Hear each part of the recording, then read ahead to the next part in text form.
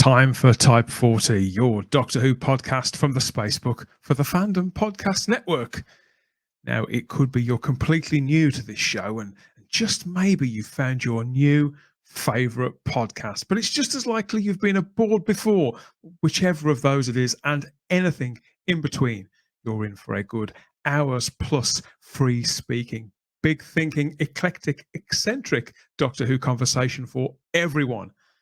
And we guarantee that's whatever decade or century you started watching, reading, or listening along to the ongoing adventures of our hero, Doctor Who, and whoever is your doctor. So come and step into our TARDIS and share this journey together here with us on Type 40.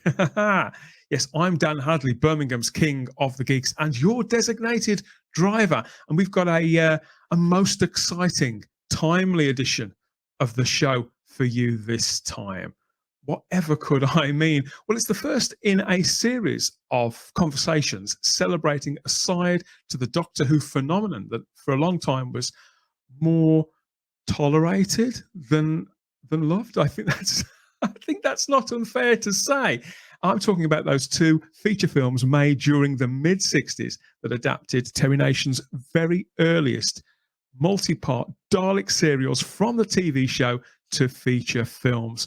And therefore, they're not part of official Doctor Who continuity. So some have tried over the years to reconcile that with established Doctor Who lore on TV. But my take, why bother? Take them for what they are, as historical artifacts or simply for their own entertainment value. And you'll find much to enjoy.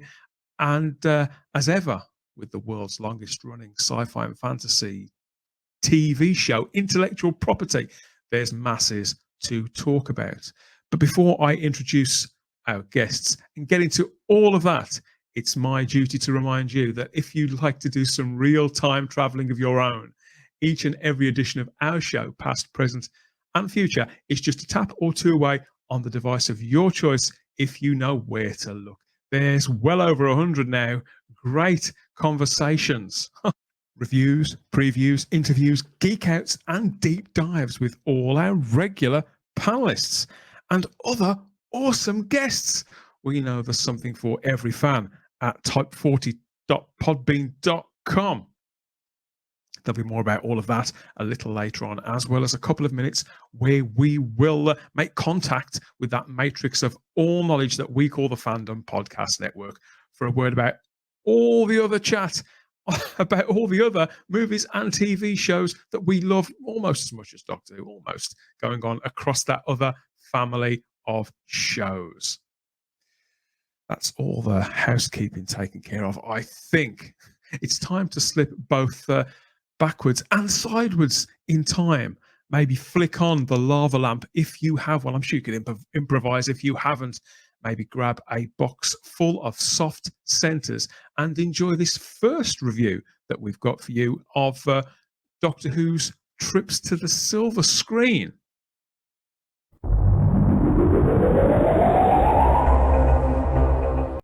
If the BBC's Doctor Who TV series hadn't been quite an overnight success, then the Daleks, the programme's first of many alien beings, well, they had been, with their unmistakable visage, easily imitated mode of speech, and their irresistibly ruthless disposition.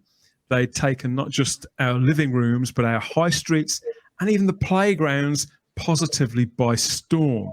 So much so that the small screen couldn't confine them for very long at all. The British film studio Amicus would bring them to the big screen little over 18 months after their TV debut, with the movie Doctor Who and the Daleks premiering on the 23rd of August, 1965. But who would be Doctor Who? Yes, so with this movie about to be released onto 4K Blu-ray for the very first time, we'll be able to feel their fire more than ever, really, won't we? And JT and I are joined by horror movie aficionado and making his return to the show, writer and human cult TV search engine, Ian MacLachlan. They're all joining me for this big roundtable discussion about the very first Dalek movie. Hello, gentlemen. Hello, and here we are in widescreen colour, some of us wider than others. Oh, thanks very much for pointing that out to me. I'm breathing in, Ian. That's what it is. But fantastic. And how gorgeous to start with that iconic 1960s image of that wonderful all-colour poster. Yeah, it's fantastic. It really is. The first time I saw it was in the newspaper in a glorious monochrome. That's really? Yes. The Daleks were coming. The Daleks were coming. Oh, so we're all coming from slightly different places, I think, not just with Doctor Who, broadly speaking, but specifically with this movie. I think we probably all saw it under similar but different circumstances. And I can't wait to talk about it and compare notes with you as it goes along. Now, as you said, JT, this movie, everything about it really is it's the kind of sci-fi that we used to get in the 1950s, but somewhat advanced.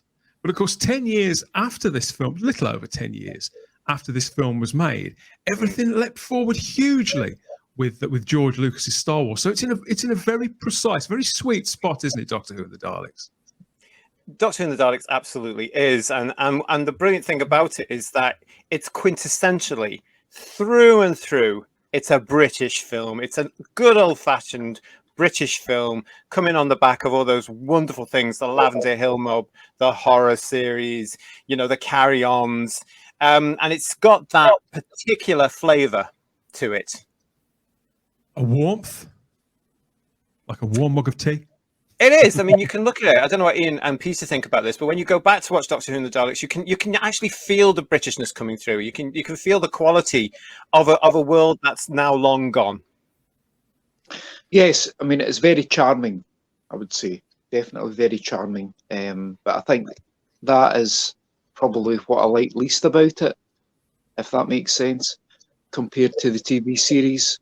I actually felt because the TV series, because Peter, because Peter, the TV series stock trade at that point had been scares, hadn't it? It would be to keep children on the edge of their seats for 25 minutes, and then it would be off for a full week. The idea being they would never stop thinking about it and talking about it in between.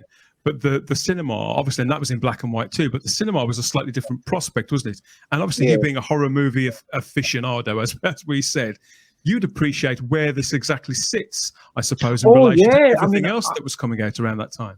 Oh yeah, absolutely. I mean, it looks gorgeous. It definitely does. The full color and the Daleks, it's glorious looking. I mean, it really is, and it is, as Justin says, quintessentially British. It really is. I mean, it sits within that kind of realm. And Hammer were obviously getting really big at that time, and then Amicus, they were coming up with their portmanteau films. And it was courtesy of them that this came about. So Hammer were doing their thing, weren't they? And they got a sort of stable of stars and a recipe really that had been quite successul.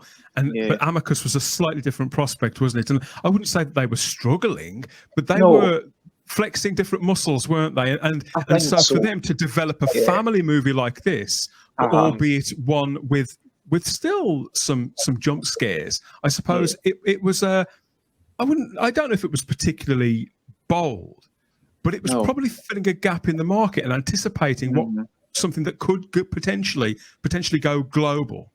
Yeah, Amicus were keeping a keen eye on Hammer, what they were doing, and they had the horror output, but then Hammer started to make more kind of family friendly films, entertainment. The Pirates films, it was a Robin Hood film as well. So I think Amicus decided, okay, well, we can do that too. And hey presto, that's how you got Doctor Who, obviously being so big at the time.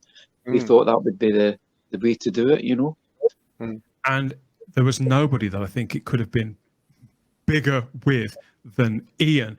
Ian, you'd been positively won over, hadn't you, by the series? Initially you weren't that interested, were you? We've spoken about this on the show, but Doctor Who charmed you, didn't it? And it became appointment to view TV for you when you were at primary school, didn't it? So when did you first hear When did you first hear about the prospect of a Doctor Who movie? When were you aware that this thing was even coming? Well, I'm not very sure, but I certainly remember that the only TV21 magazine I bought was the one that featured Doctor Who and the Daleks film. Yeah. And you have to remember that although my parents were both professional, we didn't have a lot of money to spend. So I got, when I was at primary school, I think I got a shilling, five new pence pocket money. So I didn't have the masses of stuff that people often have today, and no, I have today. I didn't see Doctor Who and the Daleks film at the time, and I was always wondering if the only way I could see it was to see it on a Saturday and miss Doctor Who. So seeing Doctor Who, but missing Doctor Who. Oh no!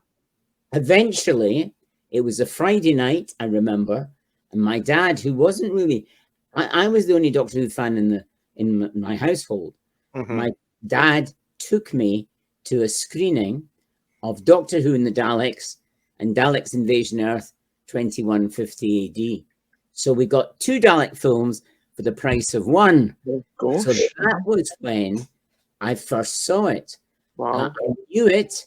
I remember, I think it was Screen Test or there's a program about films. Yeah. No, I think JT, it was earlier than that, which had the clips from it. And I remember at the time thinking, that's strange. The Doctor has a moustache. Something that the new Doctor seems to have in the future as well.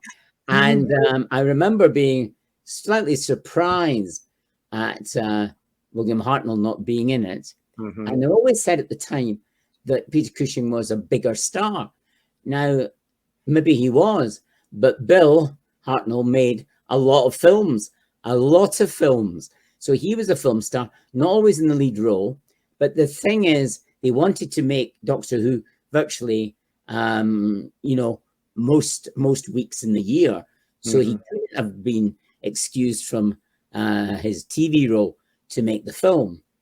But yes, I mean, the only clips I saw were in glorious black and white in the film. Yeah. It was only when I finally got to see the double bill of the 2 films that I, got to see that. Was that quite a seductive prospect then for you, Ian? Being able to see them in full colour, it didn't sort of break the spell for you? Well, no. The thing is, unlike a lot of Doctor Who fans, I was a Doctor Who fan more than a Dalek fan. I mean, I like the Daleks. They're some of the best serials, but I liked all of the Doctor Who, the historical ones, the other ones, the futuristic ones. I liked it all. I wasn't a Pacific Daleks, and that was the thing. And I suppose a lot of people, it was the Daleks that was the big thing. And of course, if you think about it, one of the things that I was allowed to buy was the Doctor Who and the Daleks novelization by David Whittaker. And if you know that novel, you'll know it varies drastically from the TV serial that it was based on. And so this film is another version of that story of the Dead Planet. Absolutely. Oh, so confusing. So, well, I suppose you expected that. I mean, I don't know if I was aware of the fact, but sometimes TV programs were made into films. Yes. I don't know if I said that before, but I'm a great fan of Francis Durbridge, the thriller writer. Yeah, you have mentioned. And there's a publishing company at the moment that have released 16, I think, and counting, paperbacks based on his film scripts, his TV scripts, his radio series, and so on. And Francis Durbridge serials were often turned into films. And the same was true of Quatermass.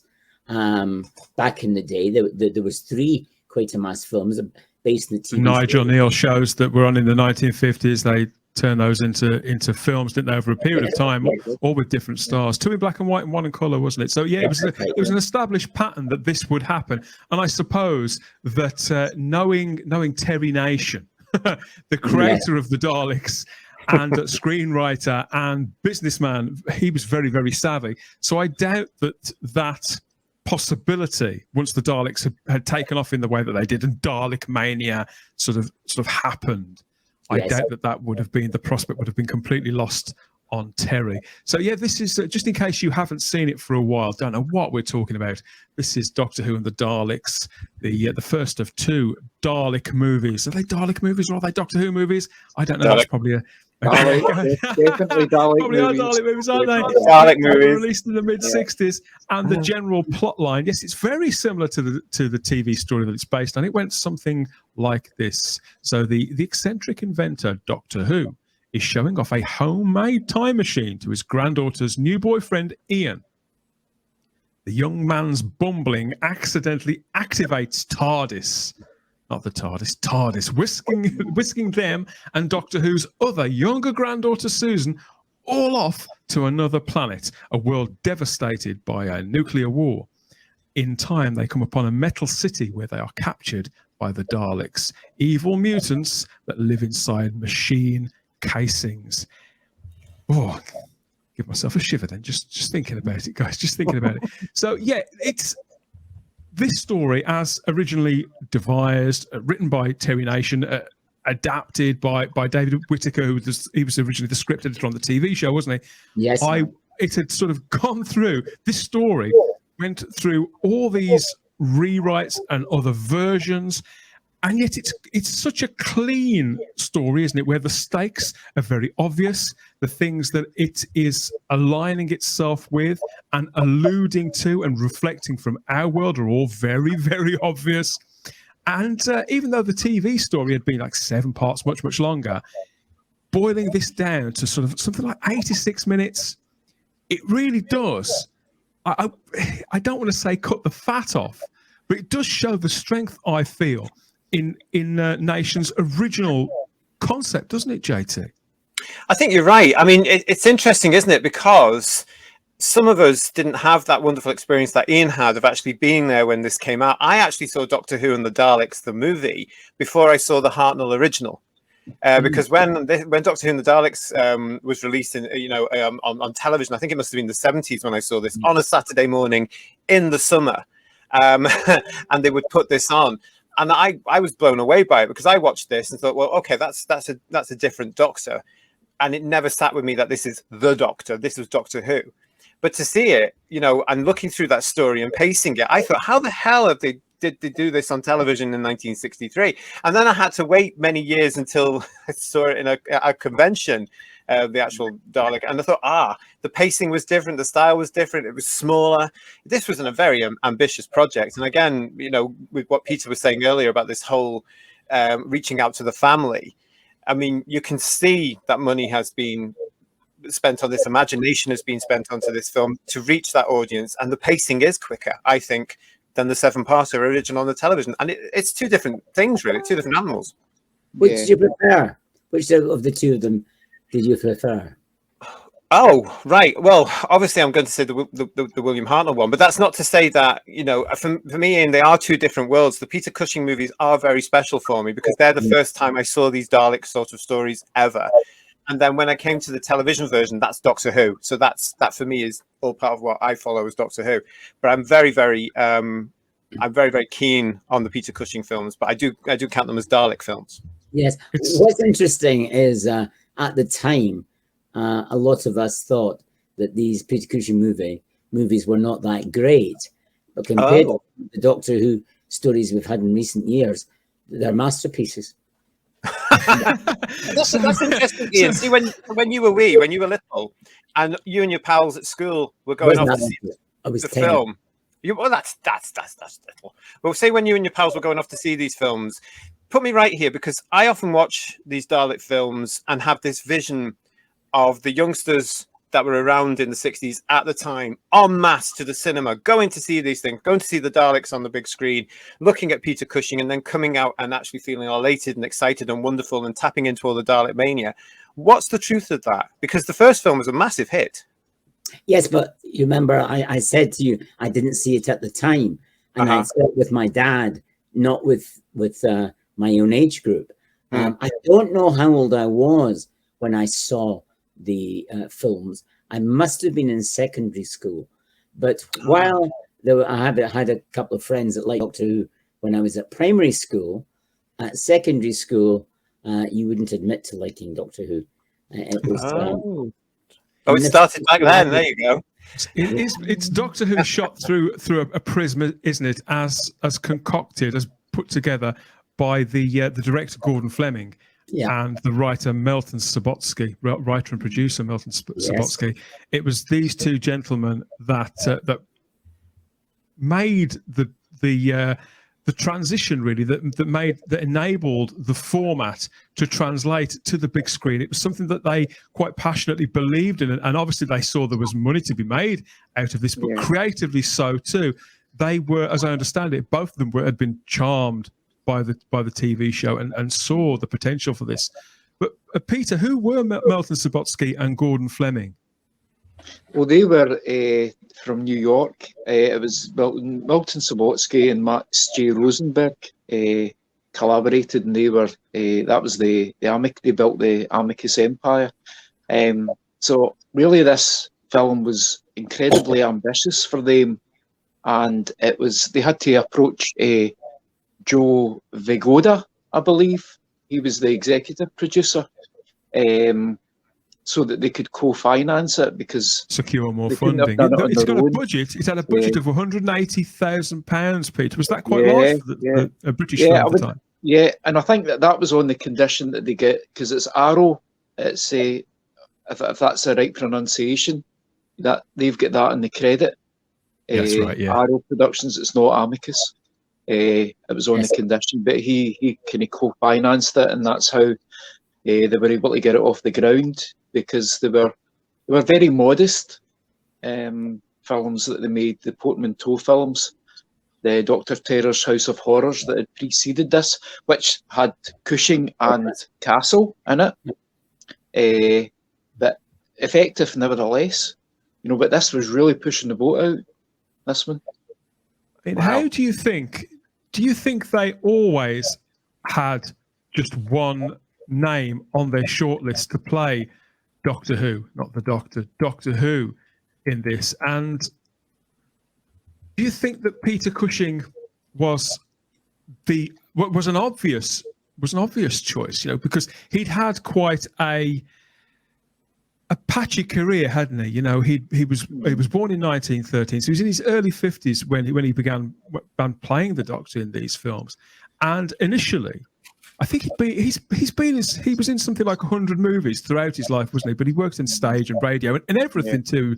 Born in Surrey, and did a stint around the reps before he moved out to Hollywood, didn't he? To begin a proper movie career in the major studios. But he came back to Britain because of the war, didn't he? And he sort of had a second burst of a career on television and radio, which kind of led to him being employed a lot by Hammer. Was it a case of the Amicus or Aru wanted to sort of poach somebody who'd been bankable elsewhere? I think so, because they had to get somebody with, in order for their films to be successful, they had to harness someone that had that kind of international appeal, and Peter Cushing was the man to do that. And I also think as well they wanted to make him this kind of family-friendly figure, because Peter Cushing, with his past being in Hammer films, even though he was playing, he had Baron Frankenstein, a definitive baddie, but on the side of good, playing Van Helsing, but he always had this kind of sinister aspect to him. And I think it's one of those names. The name Peter Cushing, just like Christopher Lee and Vincent Price, I suspect it's the kind of name, that would sort of send a shiver up people's spines. That's right. And I think they wanted to change that perception that You know, so that the adults, you know, didn't want to meet him in the dark alley. So let's make him this very charismatic, crusty, absent-minded professor type character. Doddery. You know, yeah, that's it.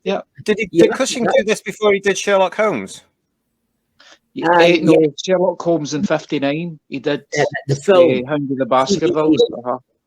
The TV series of Sherlock Holmes was after, because my favourite Sherlock Holmes was Douglas Wilmer, and that was 1965. As you say, Peter, Peter Cushing had done a film in the 1958, I think it was. 59, it was Hound of the Baskervilles. That was for Hammer. Aye, that was for Hammer. But, when Douglas Wilmer didn't want to do another series of Sir Sherlock Holmes, and Nigel Stock was quite happy to play Dr. Watson, they did the follow-up series. And it's interesting because all the Douglas Wilmers, apart from 2 episodes, exist, and these 2 episodes exist in part, but there were very many fewer Peter Cushing episodes surviving, and they were made in colour, whereas the Douglas Wilmers were made. It's interesting, isn't it, though, Ian? Because now, you know, in the 21st century, I think when people talk about the Doctor, about Doctor Who as a pop culture figure, as one of the mainstays of British television, of fictional British television, he's often likened to characters like Sherlock Holmes. And, yes, you know, they gave him his own Moriarty, for example, in the mid-70s. But when you look back to the 60s and who the Doctor was then, as you said, as William Hartnell, that character, the sort of kindly but slightly irascible, forgetful grandfather, couldn't be further away in some respects than Sherlock Holmes. So I suppose in casting an actor like Peter Cushing, they got somebody who could not necessarily take a ball and run with it, but stamp on it, put their own stamp on it really quite quickly. Well, it's interesting. I mean, I was going to say earlier that, as people know, the 1984 TV version with Peter Cushing has recently been released on Blu-ray. So that was a part that really sort of helped to make him. 1984 got a lot of bad publicity at the time. There were a lot of questions asked about that, but it was interesting. So I remember my father saying that he recognized Peter Cushing for some work that he had done. And I think, as you said, Peter, the Dr. Terror's House of Horrors with him and Roy Castle probably influenced the casting. And William Hartnell couldn't do it because of the TV series. But it's interesting, Dan, you said not a Sherlock Holmes. Now, the Doctor in the early days were often faced with problems, and he had to work out the solutions to the problems that he faced. So in a sense, he was a kind of solver of mysteries or solvers and problems. So I don't see him as being that distant from Sherlock Holmes. That's a good point, actually, because, you know, the way that Cushing comes at this is somebody who sees Peter Cushing now at my age as Doctor Who. But it must have been slightly refreshing for him to get something that he knew was going to bring him to children.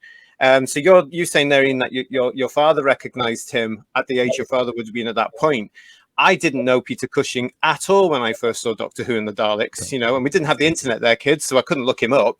No. I didn't recognize him again until a few years later when he arrived as Tarkin in Star Wars. And I was like, oh, that's the guy that played Doctor Who. So, you know, it was a way to, you know, it carries on today. People are still finding Peter Cushing through that. But his performance, because, of course, in those days, we didn't know who the Doctor was or where he came from. Certainly in this film, he comes from what I take it to be a Surrey house, you know, somewhere in the southeast of England. The mystery, JT, of the TV show, they fill in the gaps, don't they, to make a more the simple fact of it is to make a more serviceable film and plot that will travel further. It's quite charming in that sense because it doesn't feel the need to explain anything. It's just there with his two granddaughters building a time machine, which happens to look like a police box in his back garden. I mean, it's British. It's something that we all do. We all go out and We've all build a got time machine in projects, our haven't garden. we? Yeah, absolutely. But the brilliant thing about that is that that's it, overlooked, done, and he's playing this very sort of doddery, not quite eccentric, but certainly not quite with it, old man. And you can see that coming through. He gets exhausted going up that wonderful set to the city, for example. So Pete, does this sound true? I mean, would this have been, do you think, from what you know of Mr. Cushing, would this been a breath of fresh air for him?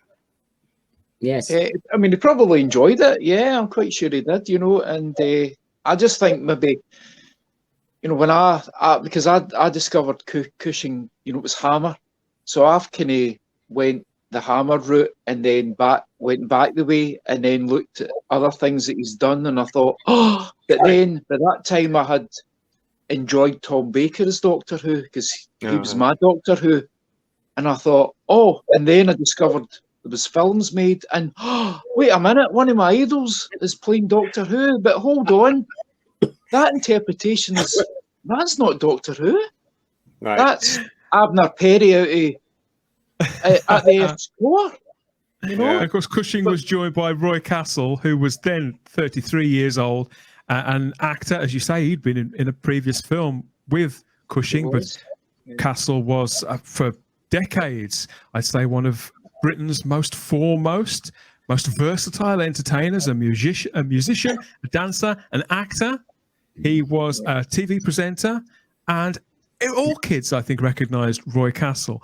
There was Jenny Linden, who was a 25-year-old actress who'd been in, I think, a couple of movies up to that point, and TV shows like The Saint and The Persuaders, or everything that starred Roger Moore, basically. She starred in a lot of those things. And eventually, I understand she made a couple of really quite seminal films. She was in Women in Love, wasn't she, with Oliver Reed? Yep. And was still acting, certainly. I don't know if she's retired by now, but I know she's certainly still around, still a very active woman. So, and that was the principal cast, completed by Roberta Tovey, who was just 11 years old, playing the Doctor's younger granddaughter, Susan. Obviously, again, that was a name that we also recognised from the TV version. But here, Susan is literally a child, and a child prodigy, I think, Ian. That staple of genre fiction, that we even get, we're getting into the 80s with characters like Wesley Crusher on Star Trek, weren't we? And she was very much in that mould. Well, can I say, you've sort of sparked some comments from me. I remember, yes, and I think it was 1966 or 67, there was a New Year show, and one of the reviews was, I hope we don't see as much of Roy Castle this year as we did last year. Wow. So that was a critical comment from somebody. Things don't change, do they? everywhere. Yeah. I didn't really meet Roy Castle, but I saw him. I did a drama thing at the Orange Tree Theatre, and he was a great supporter of that particular theatre, I remember.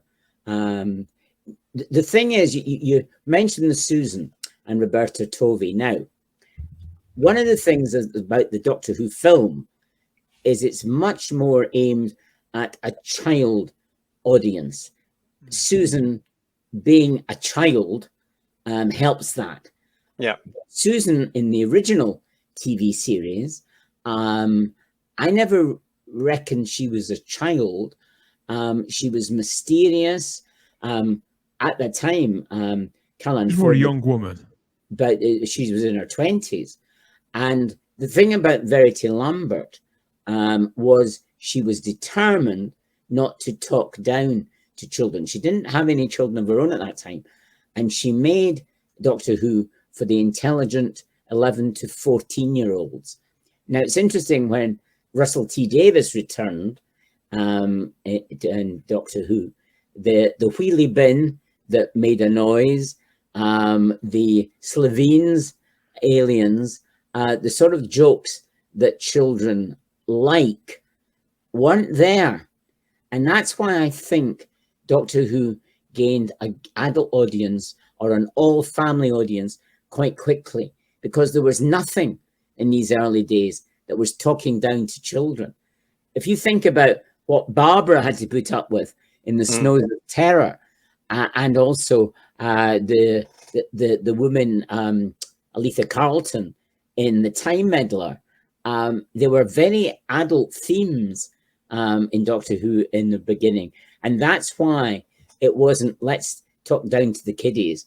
But I would reckon that in the 60s, along with the classic series, they didn't talk down to children either. They were quite adult. I mean, I remember Patrick Troughton in the Old Curiosity Shop, Martin Chuzzlewit. There was wonderful adaptions of books that I watched as a young person growing up.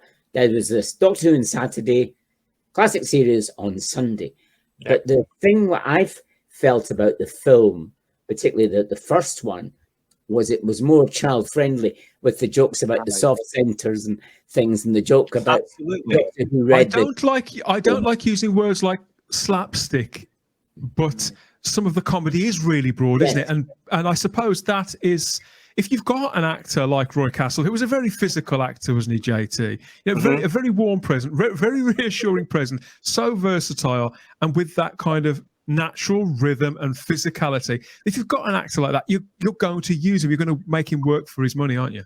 You absolutely are, and it's quite right too. I mean, one of the beautiful things about the Dalek films, and Doctor Who and the Daleks in particular, is that there is a joy in it, and there is an excitement in it, and because it's the early days, of course, where nobody knew how long Doctor Who was going to go on or how much money was going to be involved in it, and the BBC were quite happy to say, "Oh yes, you can have the script, and here's Terry Nation, and here's this and this and this."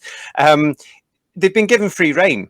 And you can see that the picture we just have there of the interior of the TARDIS, it's their own version of the TARDIS for copyright reasons, as well as being able to do their own thing, you know. And it's wonderful in that case because they're able to bring this element in to say, well, we want to pitch it slightly differently. We're basing it on the BBC television series, but this has to be a movie which all people can go to, because you're going to get children of all ages and their parents or grandparents, whoever going with them, and we want to have them all involved. And I think it's extremely successful because of that, and it does look really good as well.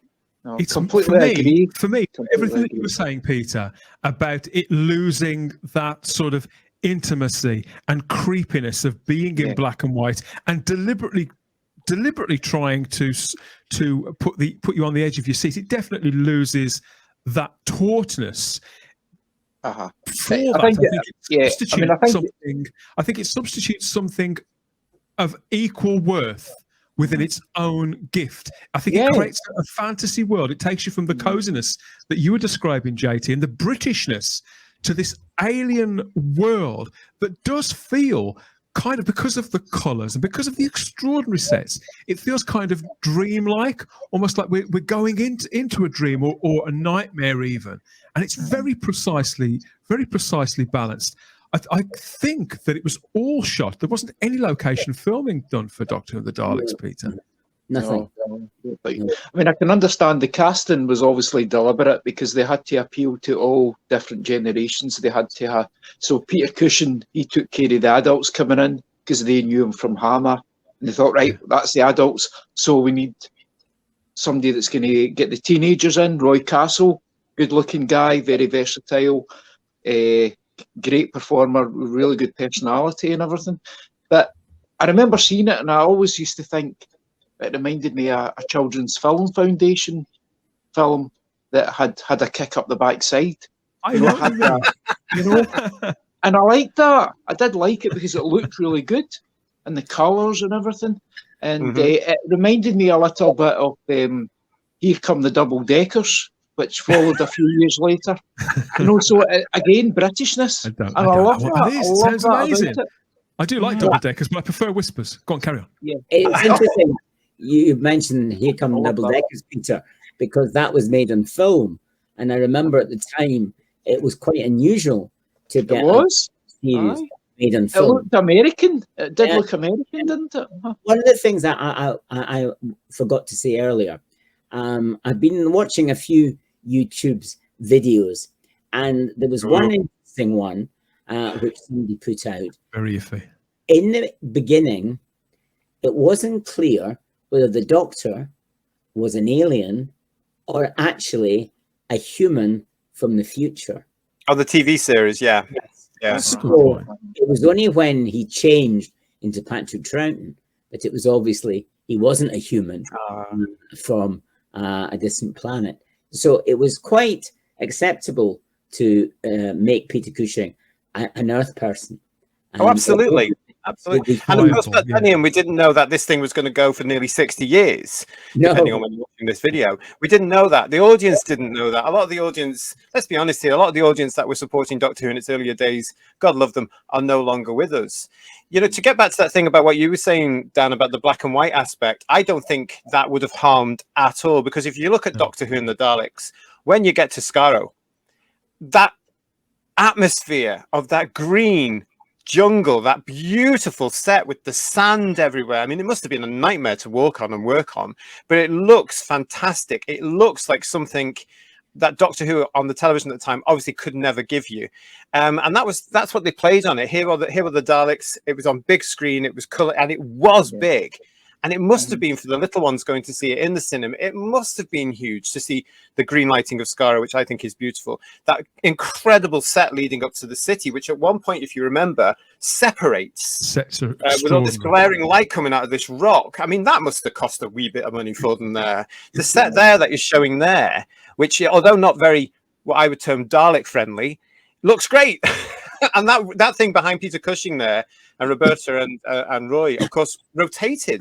So again, that must have been a bit of money there. It's the same elements, isn't it, that we get in the original script for the TV version, but just excel, I suppose, is the and they weren't, they didn't make a rod for themselves for their own backs with this movie. They were sensible about some of the decisions that they made. I understand they still went to Shorecraft to get their Daleks built as they built them for the TV show. Mm-hmm. And they get to, and the guys, the craftsmen at Shorecraft, they get to really go to town with the Daleks in this. The BBC used them, didn't they? The BBC used them. They did later, they did. They did a bit later on, But again, they don't even keep them with the same colours. You know, there's a variety of different colours, which I understand that somebody along the process, I think probably Terry Nation or maybe the director, had got it in their heads what the different colours could be. Some were drones. It was the ranks. Ranks, various ranks. They had but again, you're going into colour for the first time, so why wouldn't you show the Daleks in full glorious colour? I mean, it just opened everything out, didn't it? I mean, again, I often think about the little ones, the children who will be now grown adults, who must have sat there and go, wow, it's red. Yeah, there was a pecking order, wasn't there? I think they all had sort of different roles depending on their colour. Yeah, it went from Commander and Supreme and all this sort of stuff. Yeah. But sometimes I wonder how much that came in with the colour grading in the Doctor Who and the Dalek movie. The Dalek operators in this film were mostly completely fresh to it. The new guys, people who hadn't worked for the BBC. And the rest of the cast were, they're made up of Barry Ingram, who played Aladon, who was the sort of chief Thal, wasn't he? Michael Coles was Ganatus, Yvonne Antrobus was Dione, and Jeffrey Toone was Temesis. It was a small cast, but I think we spend just enough time with them to get to know them, get a feel for them, who they are, what they want as a civilization. The Daleks and the Thals, the two races that live, the inhabitants of Skaro, it's set out very clearly what they want and how they are going to go about achieving it. And that drastic difference between what the Daleks are prepared to do, that their guile, the fact that they're playing a long game even then, aren't they? And then the Thals who are pacifist, Ian. So these are some of the themes of the 60s that we're all aware of from the TV versions, I suppose. But it still works really, really well, doesn't it? Aimed at a perhaps slightly younger audience. Well, it's interesting. I always said that the theme, and it's in the film as well as the TV series, though think I'm right in saying in the film, it's the Doctor that gets the Thals to fight. That's right. When the TV series, it's Ian, suggesting that they take Downey to the Daleks. And it's interesting because of what's happening in the world today with Ukraine. We all pray and hope for peace, but if you've got somebody that's doing drastic things, you don't roll over to them. And that's the theme. It's not pacifist. That story, the film, is not. It's saying that if you believe in something, you have to make sacrifices. And it was interesting for a family film that there were deaths, not I would say as vivid as in the TV version, but not brutal, are they? There were deaths. Everybody didn't get out and in one piece. It was quite beautifully done though, because there's that one scene where Ian, Barbara, and their team are going towards the Dalek city, and they're going the other way around, aren't they? So they're going through the swamps. Yes. And there's that scene where one of the team stops for the water. Yes. And we never see him again. You just hear the scream, and then they go back, and the water's bubbling. And again, that whole setting there is fantastic. It looks amazing, and it's obviously been thought through. But yeah, the whole image about that's I quite like how they've presented Doctor Who in this film, and how Peter Cushing grasps that, because what Doctor Who does there, and what you alluded to there, is he actually says, "You see, you will fight for something." Yes. I think that's magical, and I think it's right in their film that Doctor Who does this, because the Doctor in the TV series is aloof. He's not really caring. He's that sort of mysterious. Oh God, get me away from all these people, because he's still finding his way. And whereas here, Doctor Who, here it's very clear who the star, who the human star at least of this film is. It's Peter Cushing, of course. It's Peter Cushing, He's going to be doing that. This was shot at Shepperton Studios in England over a 6-week period in the April of 1965, to that budget of 180,000. It was in cinemas just a few months later, and yet you would think maybe they did cut corners somewhere along the line. I don't know, or maybe there was just a wealth of experience, of craftsmanship, and enthusiasm too, to get their creative hands on this property, on this universe, as we now think of it, that have been so successful elsewhere. Because it's a really, really rich film, isn't it, Peter? Yeah, I think so too. It looks gorgeous. I mean, you can't argue with that. It definitely does. There's craft there that is just unmistakable. It's exceptionally well done. It does have a good look to it. The only thing that I have criticism for, but it's unfair of me to say that, but is the fact that the more sinister element that the sequel, I find, delivers in a very subtle way, and that was the film that I was wishing this could also be.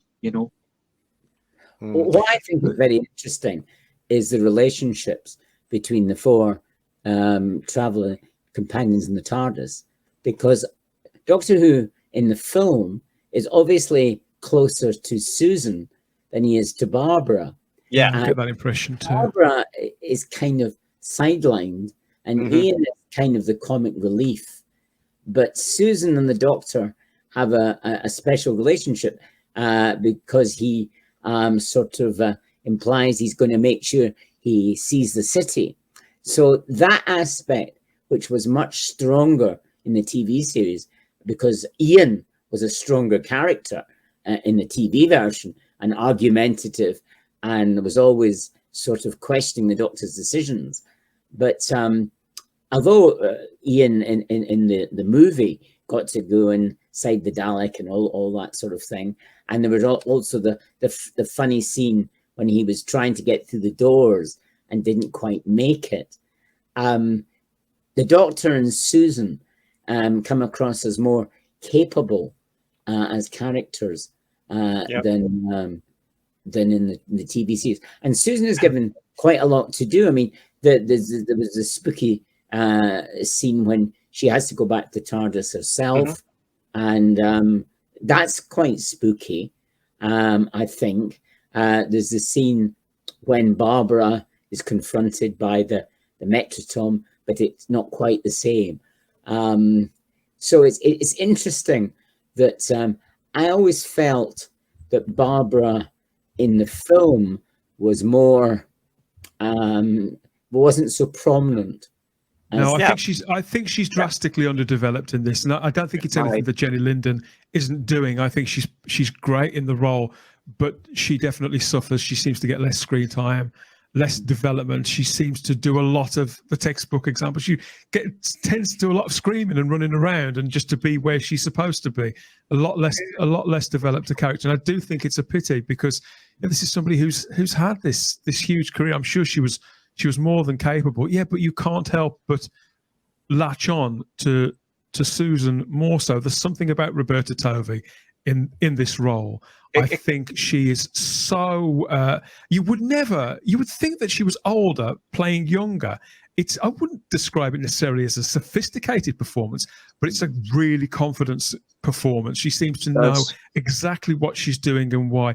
When the very first time I saw this film, it was in 1985. So I was the same age that Roberta Tovey was when she was playing the part.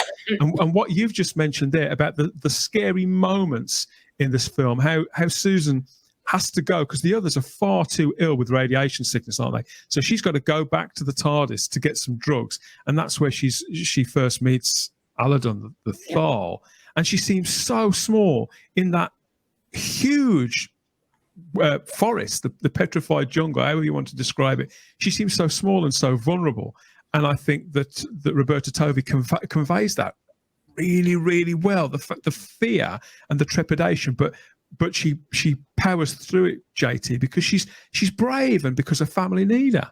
It's all down to characterization. What Ian's saying there, Barbara is sort of sidelined, but Barbara's slightly older. What Peter Cushing, I think, has grasped onto there is the fact he's got this little granddaughter here, and Doctor Who is, in a sense, a child. And I think that's how he's got his character built there. He's looked at his version of Doctor Who, and he's gone, it's going to be this playful, eccentric character that relates more to his younger granddaughter than the granddaughter that's grown up a little bit.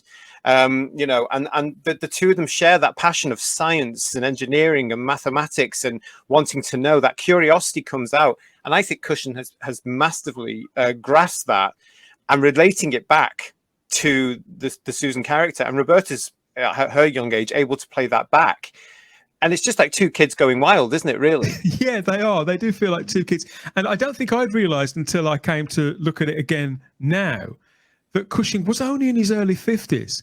He was playing a lot older, and he was bow-legged and stooping and fussing and all those little character flushes in that I suspect he relished all that.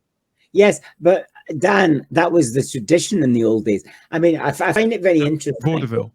In television nowadays, like the Crown, you have different actors playing older versions of the same person. Oh, I see, yeah.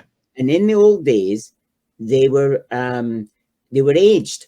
Mr. Pastry, Richard Hearn, who was a possibility for Doctor Who at one point, was playing an old man. I mean, there was an interesting film called Tons of Trouble where he starred with William Hartnell. But he wasn't the only one.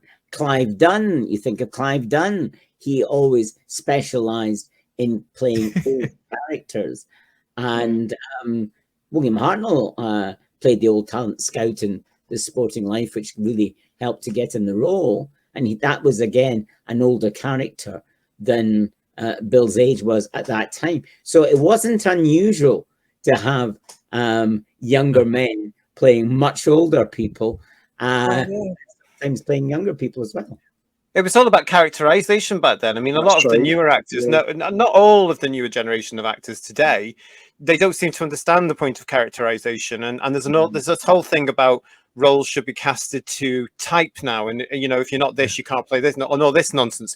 But back then, actors just acted, and they were allowed to act, and they were later slap themselves with makeup and age them, And I think again for Cushing, that must have been. I mean, he was doing all these horror things, wasn't he, Pete? And he was going on and on and on with all this sort of element there. So to play a character. Pete, do you think that Cushing may have been slightly able to look at a script before a Doctor Who and after a Doctor Who and see the same sort of role? I think he had to make it his own.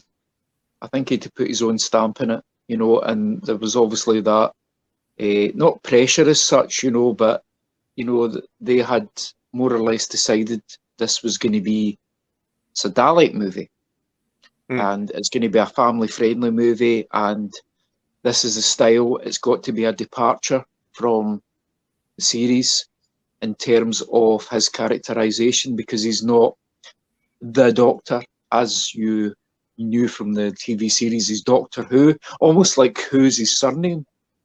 Well, it was, You know, wasn't it? Because Ian says, yeah. "Nice to meet you, Doctor Who." That's right, yeah. Yes.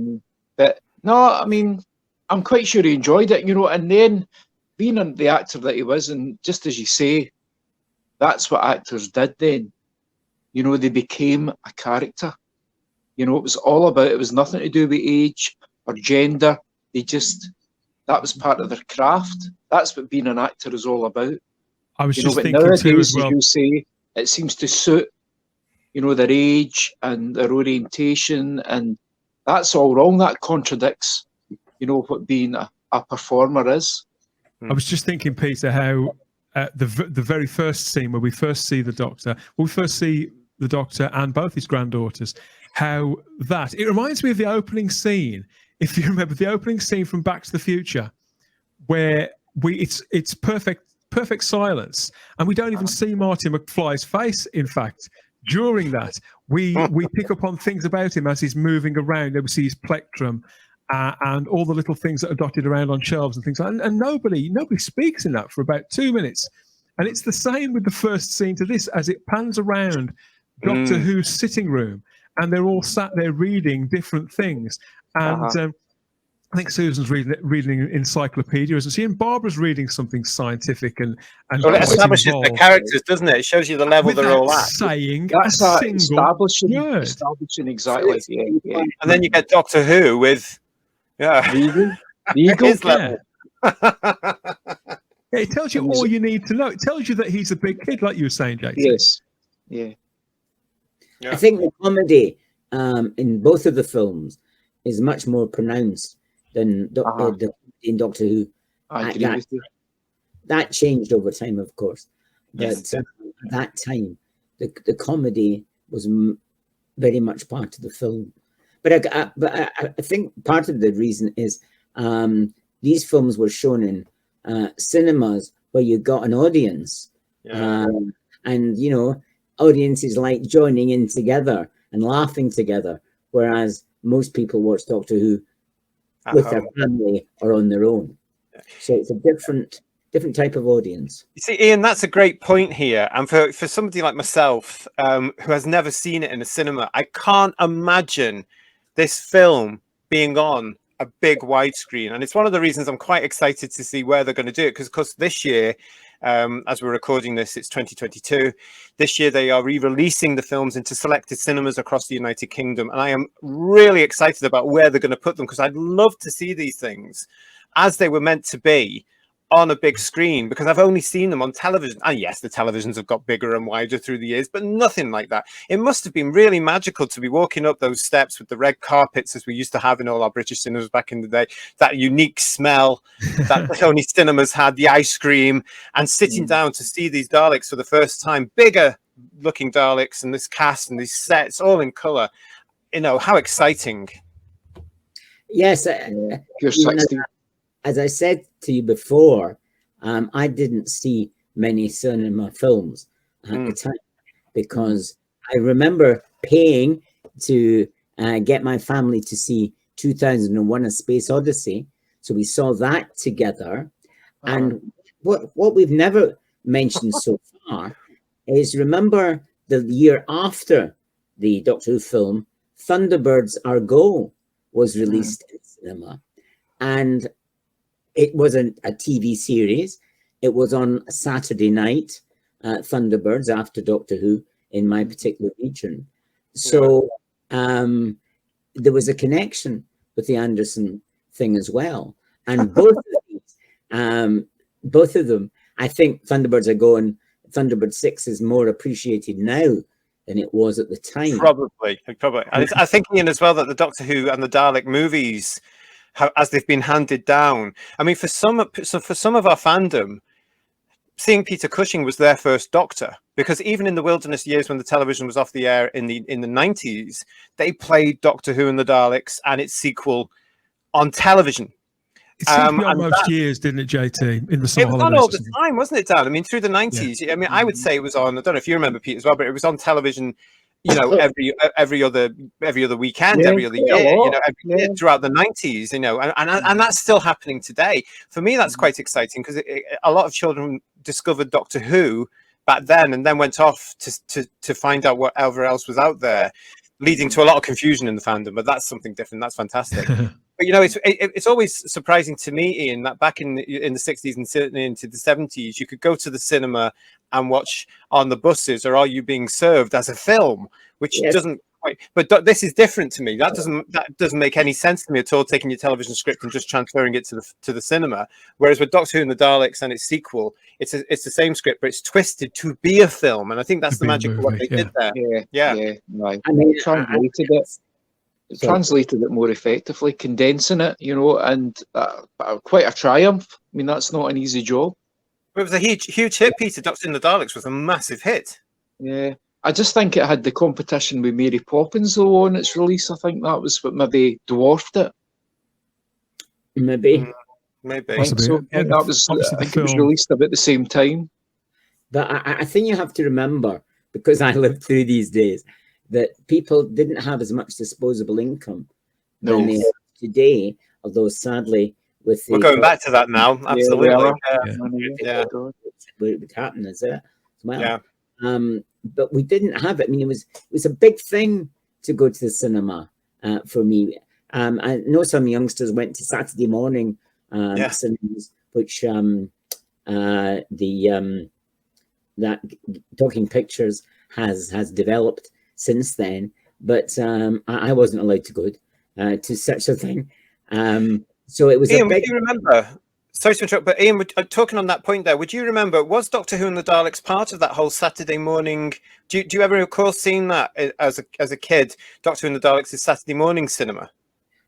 No, because I wasn't allowed to go. It wasn't there, yeah. Well, if anybody knows, I'd love to know. I've often thought about that because, you know, I came into those whole Saturday morning movie things, although they stopped it very early in the 70s. But I do remember going to some and throwing the popcorn around as you did and not really watching the film. You know, and they were repeating things like Buster Crabbe's Flash Gordon and all that sort of stuff. Then you got all those foundation things, you know. But I do remember throwing popcorn around and that sort of stuff. But I always thought, you know, was Doctor Who and the Daleks part of that whole Saturday morning ritual? Would the kids have the first thing to them? Unless it was more matinee, maybe. No. Well, I remember the first time it appeared in television was under High Adventure, and you said it was morning. I'm sure it was evening. They showed. Well, in my day, the first time I saw it, I remember it came on a Saturday when Swap Shop had gone off the air for its summer break. Yeah. Because very early on they didn't do any sort of summer programming apart from Lassie, the Flash Gordons. You might have got Harold Lloyd, but you got Doctor Who and the Daleks was a mainstay for a couple of years, and that's when I saw it. And I remember being told about this by my dad, saying, "Oh, there's a Peter Cushing Doctor Who film on. You should watch this." And it was on a Saturday morning. I think that's later than the one I'm talking about. That's 85. I would have seen it in the 70s. Annoyingly, in my case, I first saw it on Saturday morning TV as well. But just like with the Star Wars movies, I saw them out of order. So I saw the sequel to this first. I had to wait another couple of years to catch Doctor Who and the Daleks. No this was a film that I only ever saw still images of in a really beaten up copy of, I think it was the Dalek World book that was in my school library. So I had no idea what those pictures were from. I had no idea there'd even been Doctor Who movies. And by the time I actually found one, it wasn't this one. And I remember seeing images of the cast of Doctor Who and the Daleks hanging out of the door of the TARDIS in black and white in this annual, and just thinking, who are they? What's going on? So I sort of realized, I rationalized that the reasoning behind it was that Doctor Who, this TV show that I loved, that starred the guy with the curly hair and the scarf, had been based on some films that had come out years and years ago. Oh, I see. And of course, eventually you join the dots, don't you? So this film, Doctor Who and the Daleks, was released in London.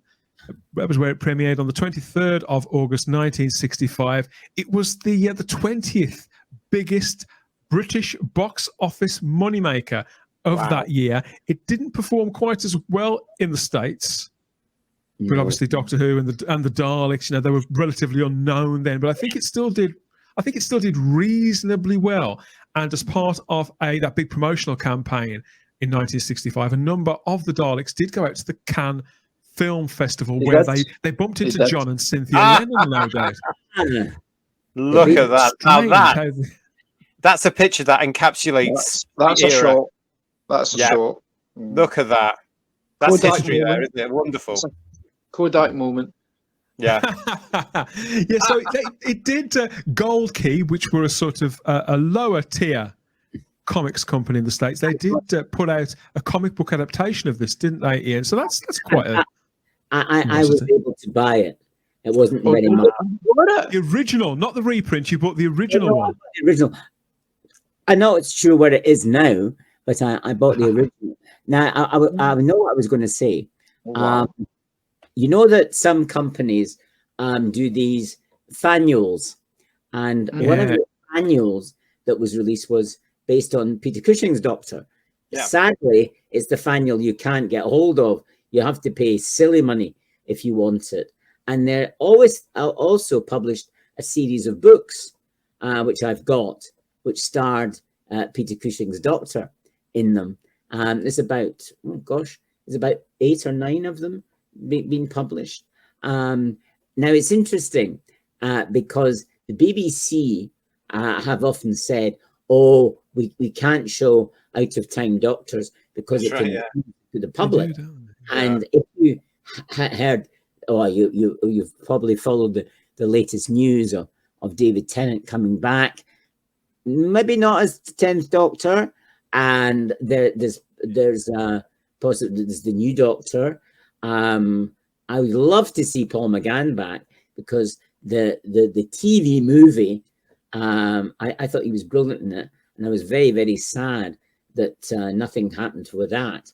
But there'll be a lot of doctors all over the place. And as I said to people, I maybe said that to you, Dan, in the last talk, the problem is the BBC, on the one hand, want Doctor Who to be seen as an epic story that started in 1963 and is going on and on. However, the reality is it's very, very difficult to keep up the merchandising. Even of your favorite doctors, I'm sure there's very few people who will have every single piece of merchandising. There was a big burst for the Daleks in the wake of the film and Daleks Invasion Earth. But nowadays, and a lot of fans like some periods of the show's history more than others, and it's very, very difficult to see it all. But the BBC wants it to be seen as an epic story, an unfolding story. At the same time, when it suits them, they want to be seen as a collection of different doctors in different eras and time. I mean, what we have to look at here is the fact that the series on television, Doctor Who, was successful enough to generate interest in a company coming along and saying to the BBC, we'd like to make a movie. Now, that was due to partly, in fact, that the Dalek boom took off. There was that whole merchandise revolution of Dalek material and police boxes, but mainly the Daleks. If that boom hadn't happened, then we wouldn't have got those films, and Doctor Who probably wouldn't have lasted the 2 or 3 years after it did. So there's a lot that's come out of those initial episodes that Terry Nation has written there for the television show, including these 2 Dalek films, and that's a wonderful celebration there of the success of capturing that format and formula that is still not, you're not able to put a jar on it now, really, and a lid on the jar rather now, is it, to be able to say this is what it's about, because it's just magical. and that's fantastic. But if it hadn't been for that merchandise boom, we wouldn't have got those films. So And it's all good there. you may remember that there was plans at one point to make a radio series of Doctor Who starring Peter Cushing. Peter Cushing, yeah, and that came off the back of the That's a this story. one, wasn't it? I think that's a story for another time. We'll definitely get stuck Absolutely. into that. at some Interesting, point. though, yeah. That's interesting. But right from the start, very, very early on, Doctor Who spread its wings or whatever you like into other media. You got the comic strip in TV Comic. You got the novelization. You got the Dalek annual. And interesting, the first annual wasn't a Doctor Who annual. It was a Dalek book that emphasized. And then the films, and then it's sort of spread. Now, it's interesting. It spread quite a lot in the Hartnell period. But when Patrick took over, he didn't want much publicity because he was very keen on being a character actor. And as I maybe hinted at before, Patrick couldn't have played a lot of the parts that he played nowadays because he wouldn't be right for it. And there was less publicity. I was very, very aware of that in the latter of the 60s. And then with John Pertwee, it started coming back again, and Tom Baker, it increased. If we're talking about what's come off the back of the marketing and the publicity around it, Pete, from your knowledge of what Peter Cushing was up to in his career, would this been a culture shock for him to suddenly be associated with this character and his take on that character in what was to be a family/children's film when originally he was known for all these horror and graphic characters? How do you think he would have related to that? Well, I don't know. I think he would be well up for it because that was just the type of person that Peter Cushing was, because he had more or less he'd perfected his craft and he never forgot his roots because he was a huge name in television to start with. That was one thing. But he didn't want to return to TV because he felt that would be a step back. So that's why he continued with film. But then again, he did, cover quite a lot of genres. So he didn't feel stifled by the horror films then? He didn't feel stifled by his association with Hammer? No, I don't think so. I mean, that was actually just still in development, because that was only in the late 50s that had started, so it wasn't really, it was still kind of early days, I think. Obviously it became a big name because Dracula and Frankenstein, was so successful. But I don't think at that point in his career did he feel at all stifled. Definitely not.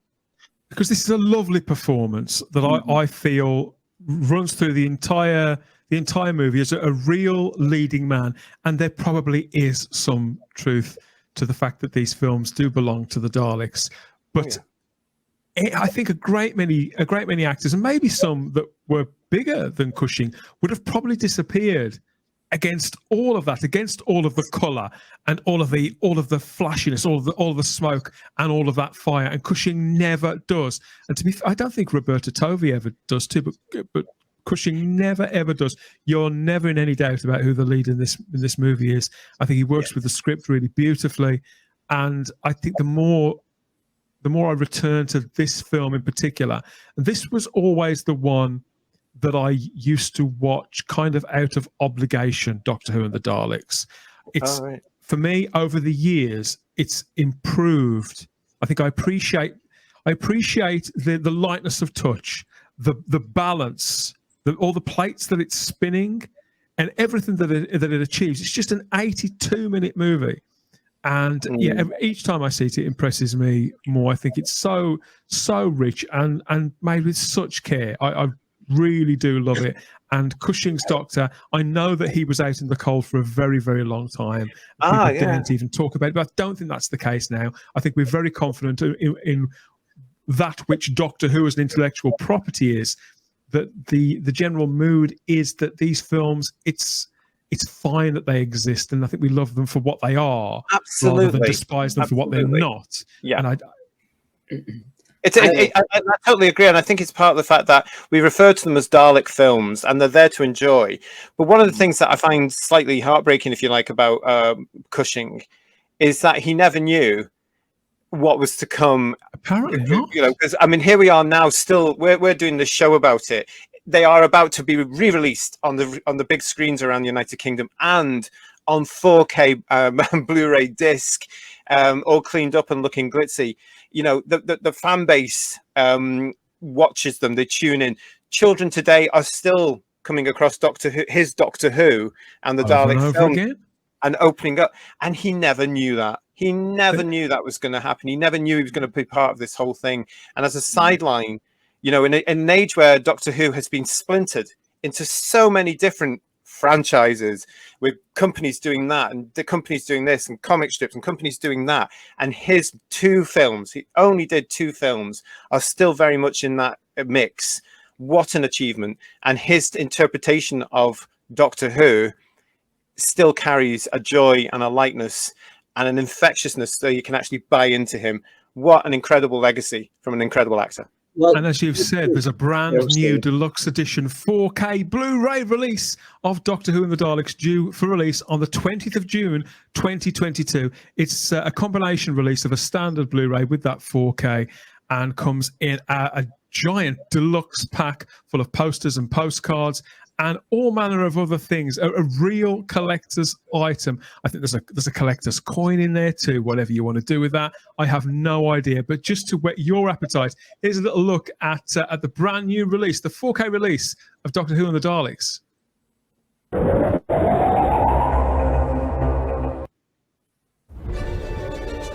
This is TARDIS, our time and space machine. Off we go.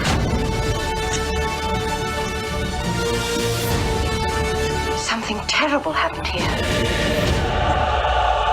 Exterminate them! What are we going to do? Fight them!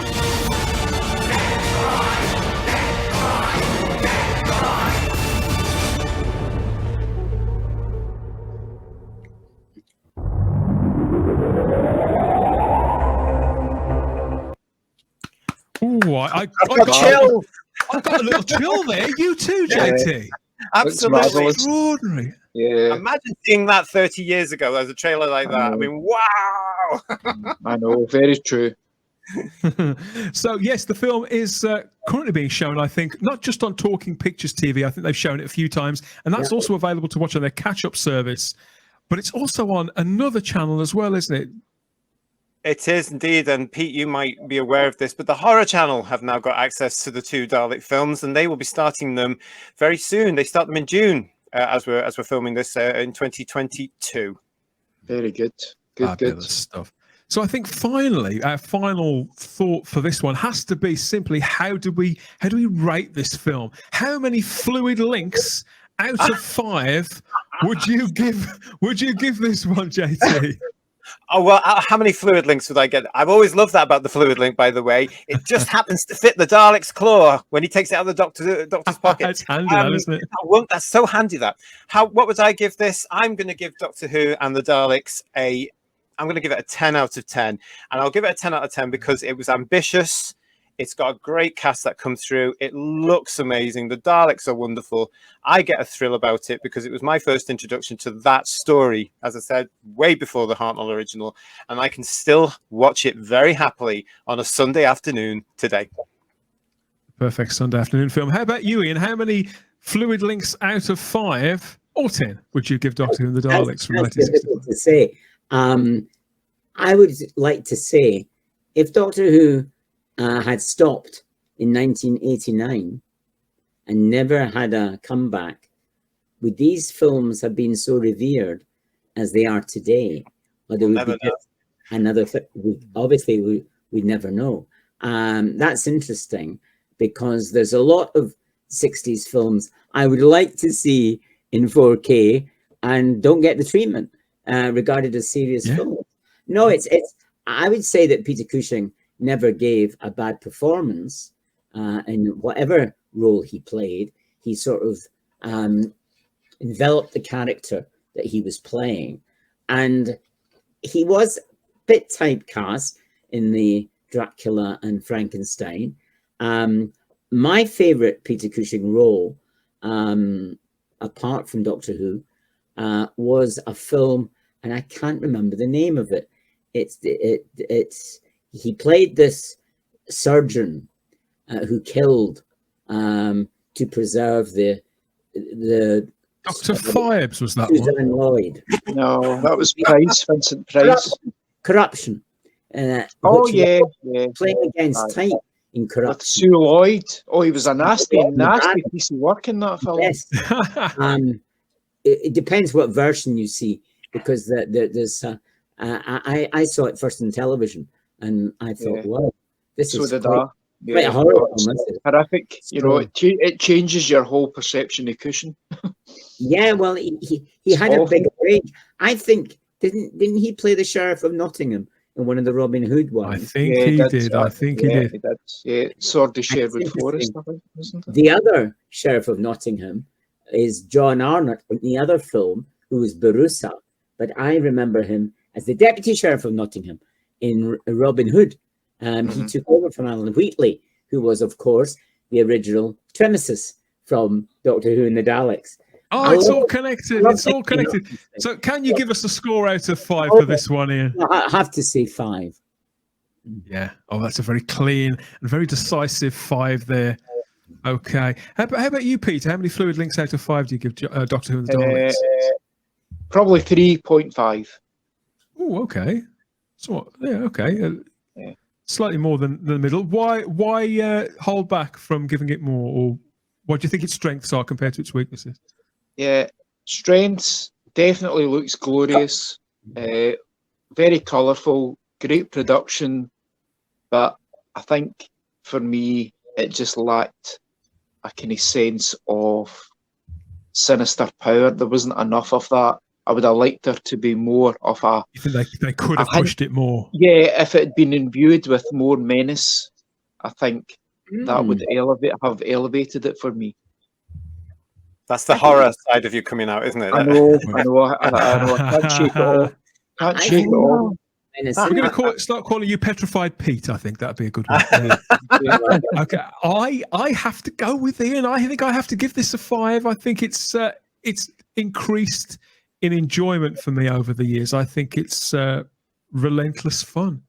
I think it sort of whisks me away every time I watch it. You were right, JT. It is a perfect Sunday afternoon film. I can watch this. I think it's best on a rainy day, but I don't think there's any bad day really to watch Doctor Who and the Daleks. And despite the fact that there's nothing here that's going to frighten the horses, and yes, maybe now I think a film aimed at this precise balance of this demographic probably could push it a lot further. I think for the mid-60s, I think it does its job beautifully. But I think there's scary scenes. In the old days, they often implied horror, which was much more horrific than if you showed it. And the scenes with Susan in the forest and so on, I think it's quite unsettling for a child to watch that. That's not very comforting. And apparently, Ian, they did, the creature makers who worked at Aru, at Amicus, they did create a full Dalek prop of a mutant that was underneath the cloak that they did intend to be shown on screen. They weren't going to hold back from that because obviously the BBC one had just shown the claw. They did intend on showing a full creature, but they held back, decided that it was probably best that we don't see it all. I think that with hindsight, I think that was probably the best call to make. But it's another interesting factoid about this rather remarkable little film that did so well in the summer of 1965 and occupies a very specific corner of Doctor Who history. It's soon on Blu-ray and maybe at your local cinema. We'll have to try and find out and see if we can get that information to you via the social media, Instagram or Twitter or Facebook at Type 40 Doctor Who. Or if you find out before we do, let us know if it's screening near you and we can share that information so as many of our companions as possible can get out there and see them on the big screen and feel their fire Ian, Peter, JT, it's been a delight talking about Doctor Who and the Daleks with you. We're going to be back for more in the future, but for this time, that's it.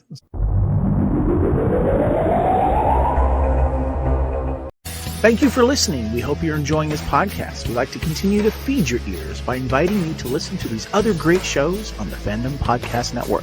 It starts with our flagship show, Culture Clash, discussing the latest in entertainment pop culture. Bloody Kings, Immortals Take Notice, our show covering the entire Highlander universe. Couch Potato Theaters, where we celebrate our favorite movies. Time Warp, the Fandom Flashback podcast discussing a year in movies and our favorite retro movie and TV pop culture topics. Good Evening, discussing all things Alfred Hitchcock. Union Federation, our Star Trek and Orville show.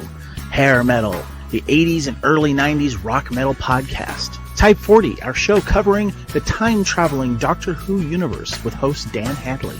Lethal Mullet, an 80s and 90s action film podcast with host Adam P. O'Brien.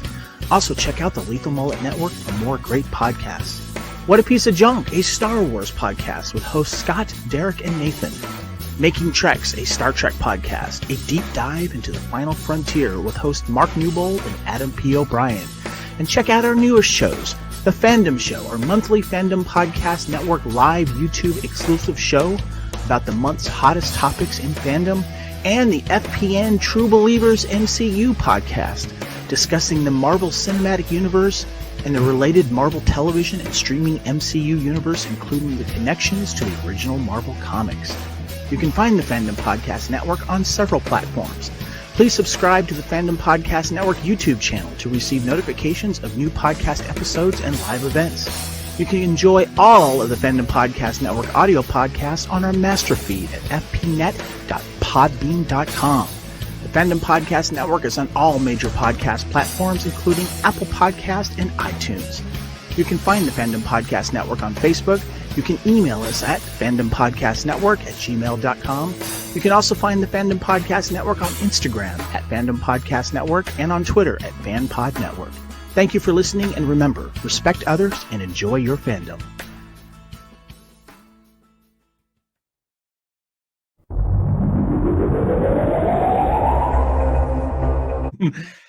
Okay, so yes, in a few episodes' time, of course, we'll be back too with another review of the sequel, Daleks Invasion Earth 2150 AD. Of course we will.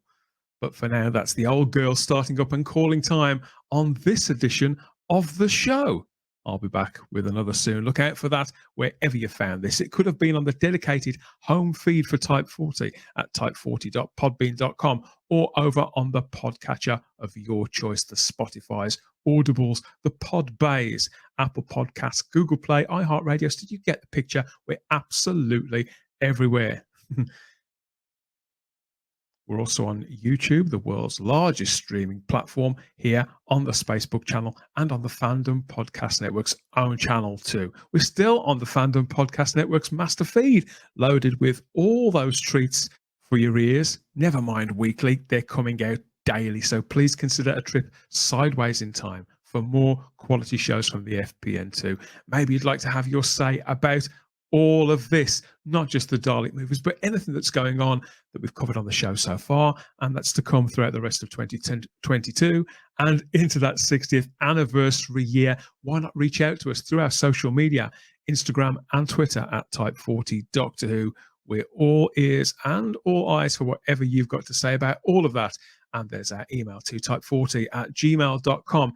And if you're feeling really brave, this is seriously hardcore, you can come and connect with us all in real time in the Type 40 Facebook group. If you go over to Facebook and enter Type 40 into the search field, you'll find generations upon regenerations of Doctor Who fans of all ages, geeking out not just about the classic Doctor Who and new Doctor Who, but speculating about what's to come in the exciting brand new era of all new Doctor Who. Find me too on Twitter and Instagram as the Spacebook, where I'm wheezing and groaning and generally geeking out about all things both inside and outside of the TARDIS. Yes, now and again I do talk about something other than Doctor Who. Go and find me over there. That's it for this time, though. Thanks for listening. Thanks for watching. We always have the time if you have the space here at Type 40. Take care. Speak to you soon. Bye-bye.